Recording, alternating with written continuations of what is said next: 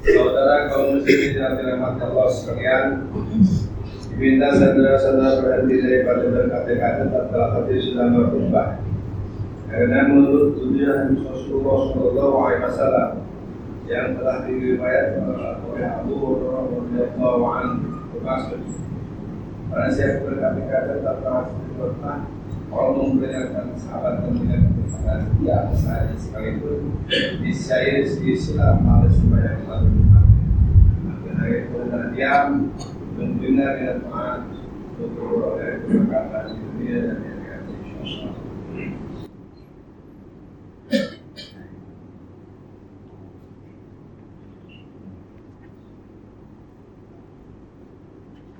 Alhamdulillah القائل فأقم وجهك للدين حنيفا فطرة الله التي فطر الناس عليها لا تبديل لخلق الله ذلك الدين القيم ولكن أكثر الناس لا يعلمون. أشهد أن لا إله إلا الله وحده لا شريك له وأشهد أن محمدا عبده ورسوله. اللهم صل وسلم على سيدنا محمد وعلى آله وأصحابه أجمعين. أما بعد فيا عباد الله اتقوا الله أوصيكم وإياي بتقوى الله وبالبر والتقوى. قال الله تعالى في كتابه العزيز: يا أيها الذين آمنوا أطيعوا الله وأطيعوا الرسول وأولي الأمر منكم فإن تنازعتم في شيء فردوه إلى الله والرسول إن كنتم تؤمنون بالله واليوم الآخر ذلك خير وأحسن تأويلا. Surah An-Nisa ayat 29 yang bermaksud, wahai orang yang beriman, taatlah kamu kepada Allah dan taatlah kamu kepada Rasulullah dan kepada ulil amri, yaitu orang yang berkuasa daripada kalangan kamu. Kemudian jika kamu berbantah-bantah yang perselisihan dalam sesuatu perkara, maka adalah kamu mengembalikannya kepada kita Allah, yaitu Al-Quran dan Al-Sunnah Rasulnya, jika kamu benar-benar beriman kepada Allah dan hari akhirat. Yang demikian adalah lebih baik bagi kamu dan lebih elok pula kesudahannya. Sidang iman yang dirahmati Allah sekalian, marilah kita meningkatkan rasa takwa kepada Allah Subhanahu wa Ta'ala dengan bersungguh-sungguh melaksanakan segala perintahnya dan meninggalkan segala larangannya. Mudah-mudahan dengan keberkatan daripada mentaati perintah Allah, kehidupan kita akan sentiasa diberkati dan mendapat kerahmatan darinya di dunia dan juga di akhirat. Ibarat pada hari ini akan menyambung perkenaan tajuk hidup berpandukan fitrah. Sidang iman yang dirahmati Allah sekalian, setiap kejadian yang telah ditetapkan oleh Allah Subhanahu wa Ta'ala itu adalah daripada hikmah kebijaksanaan. Allah menciptakan langit dan bumi, serta Dia juga menciptakan seluruh makhluk yang berada di antara keduanya. Setiap makhluk yang diciptakan itu mempunyai fitrah, ketetapan yang telah digariskan oleh Allah Subhanahu wa Ta'ala. Fitrah termasuk asal kejadian dan aturan ketetapan Allah dalam menciptakan makhluk. Di antara fitrah ketetapan Allah Subhanahu wa Ta'ala adalah seperti manusia diciptakan dengan berjentina, sama ada lelaki atau perempuan. Manusia berjalan dengan kedua belah kakinya, dan juga Allah membedakan manusia dengan hewan melalui fitrah akal. Aturan kejadian ini adalah merupakan hak ketetapan dari Allah Subhanahu wa Ta'ala dan tidak akan mampu diubah oleh sesiapapun daripada kalangan makhluknya. Firman Allah Subhanahu wa Ta'ala di dalam surah An-Nur ayat 30 yang dibacakan pada awal khutbah tadi yang bermaksud, setelah jelas kesesatan syirik itu, maka hadapkanlah wajahmu yakni Muhammad dan para pengikutmu wahai Muhammad ke arah agama yang jauh daripada kesesatan. yaitu agama yang mana Allah mencipta manusia dengan keadaan secara tabii untuk menerimanya. Tidak ada sebarang perubahan pada ciptaan Allah. Itulah agama yang lurus, tetapi kebanyakan manusia tidak mengetahui. Masyarakat muslimin rahimahullah, ada segelintir dari kumpulan manusia yang menjadi semakin pelik dan aneh apabila coba untuk mencapai kuasa Allah. Mereka berpandangan bahwa mereka berhak untuk mengubah hukum Tuhan. Namun pada hari ini umat Islam berhadapan dengan satu lagi bentuk cabaran pemikiran yang baru. Pemikiran ini memuja segala bentuk kebebasan secara melampau sehingga ada yang tidak mampu terikat dengan fitrah tabii manusia. Kumpulan ini dengan jelas dan secara terbuka menganjurkan kegiatan yang mengajak kepada budaya hidup bebas secara melampau dengan alasan ini merupakan perjuangan hak asasi sebagai manusia. Ada dari kalangan mereka yang mengajak kepada perkara yang menyalahi fitrah, seperti mengajak kepada budaya menukar betina, bebas memilih gaya hidup, orang lelaki bebas memakai pakaian wanita, begitu juga wanita bebas untuk menyerupai orang lelaki, pergaulan bebas tanpa batasan, bertukar-tukar pasangan hidup dan seumpamanya. Sesungguhnya gerakan dan pemikiran ini terhasil daripada tafsiran yang dangkal tentang nas-nas syarak dan ianya sama sekali bertentangan dengan fitrah manusia. Mereka menafikan pandangan agama dan memindahkan budaya hidup ketimuran. Islam mengajarkan bahwa setiap manusia tidaklah memiliki kebebasan mutlak. Bahkan kebebasan mutlak itu hanyalah untuk orang yang tidak berakal saja. Setiap tindakan yang dibuat oleh manusia perlu dibimbing oleh peraturan yang telah ditetapkan oleh Allah Subhanahu wa taala. Walau bagaimanapun masih terdapat ruang hak yang dijamin oleh agama Islam dan dia sama sekali tidak bertentangan dengan maksud syariah, yaitu muqassad syariah yang ditetapkan oleh Allah Subhanahu wa taala. Kesemua yang digariskan oleh syariat ini adalah untuk menjamin kepentingan dan kemaslahatan setiap manusia. Allah Subhanahu wa taala menggambarkan akan pihak orang-orang yang tidak mahu menggunakan akal pikiran ini seumpama hewan ternakan yang tidak mampu menggunakan kewarasan akal. Firman Allah Subhanahu wa taala dalam surah Al-A'raf ayat 179 yang bermaksud, dan sesungguhnya kami jadikan untuk isi neraka jahanam banyak golongan jin dan manusia yang mempunyai hati tetapi tidak mahu menggunakannya untuk memahami dengannya, yakni ayat-ayat Allah, dan yang mempunyai mata tetapi tidak mahu menggunakannya untuk melihat bukti keesaan Allah, dan mempunyai telinga tetapi tidak mahu menggunakannya untuk mendengar ajaran dan nasihat. Mereka itu seperti binatang ternak, bahkan mereka lebih sesat lagi. Mereka itulah orang yang lalai. Saudara-saudaraku sedang hadirin yang dirahmati Allah sekalian, ingat bahwa budaya dan cara hidup yang bertentangan dengan fitrah yang diamalkan oleh sesetengah daripada mereka ini bukan saja dilarang keras oleh agama, bahkan ia juga mengundang kemurkaan Allah Subhanahu wa taala. Menjadi kewajiban bagi kita yang sedar tentang kesilapan ini untuk menegur dan mengingatkan mereka.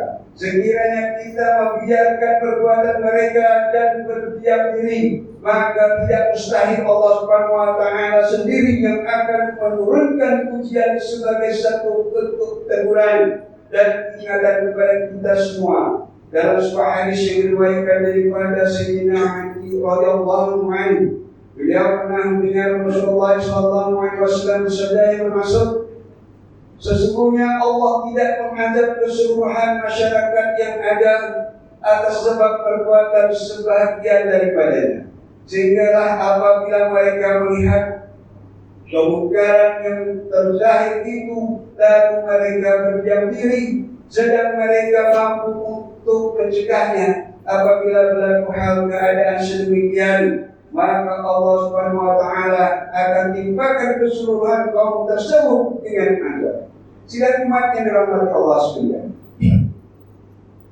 Sebagai pesan bagi mu'ayyid kita pada hari ini, Imam ingin menyuruh supaya kita memelihara amalan yang melandaskan syariat Islam dan menghindari daripada termakan dengan ajakan kumpulan-kumpulan yang cenderung kepada kemungkaran. Selain itu juga kita wajib mempertahankan agama Islam dengan mempelajarinya dengan lebih mendalam lagi. Rujuklah para ulama yang muktabar supaya kepahaman dan pentafsiran kita terhadap sesuatu ayat Al-Quran itu tidak menyimpang dari kepahaman yang benar. Allah Subhanahu wa Ta'ala berfirman dalam surah Al-Imran ayat 104, A'udzu billahi minasyaitonir rajim. وَلْتَكُنْ مِنْكُمْ أُمَّةٌ يَدْعُونَ إِلَى الْخَيْرِ وَيَأْمُرُونَ بِالْمَعْرُوفِ وَيَنْهَوْنَ عَنِ الْمُنكَرِ وَأُولَئِكَ هُمُ الْمُفْلِحُونَ. Yang bermaksud, dan ada antara kamu segolongan umat yang menyuruh, yang berdakwah kepada kebaikan, menyebarkan Islam, dan menyuruh lakukan segala perkara yang baik, yang ma'ruf, dan mencegah daripada segala perkara yang buruk dan keji yang dimungkar. Dan mereka yang itulah orang yang berjaya. Barakallahu lakum bil Qur'an azim wa nafa'ani wa iyyakum bima fihi min al-ayati wa dhikril hakim. Wa taqabbal minni wa minkum tilawatahu innahu was-sami'ul 'alim. أقول قولي هذا وأستغفر الله العظيم لي ولكم ولسائر المسلمين والمسلمات والمؤمنين والمؤمنات فاستغفروه يا رب المستغفرين ويا لك التائبين. آمين.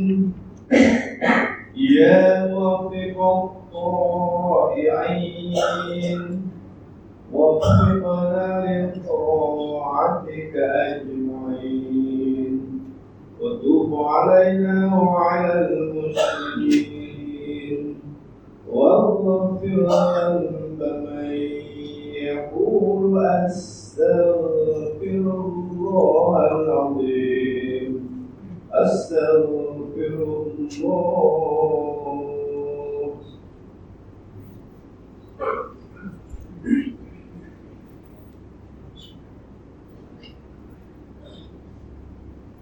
الحمد لله حمدا كثيرا كثيرا أشهد أن لا إله إلا الله وحده لا شريك له إقرارا بربوبيته وإكراما لمن جحد به وكفر وأشهد أن سيدنا محمدا سيد البشر صلى الله وسلم على سيدنا محمد وعلى آله وصحبه وسلم عنه بنظر ومن يقبل.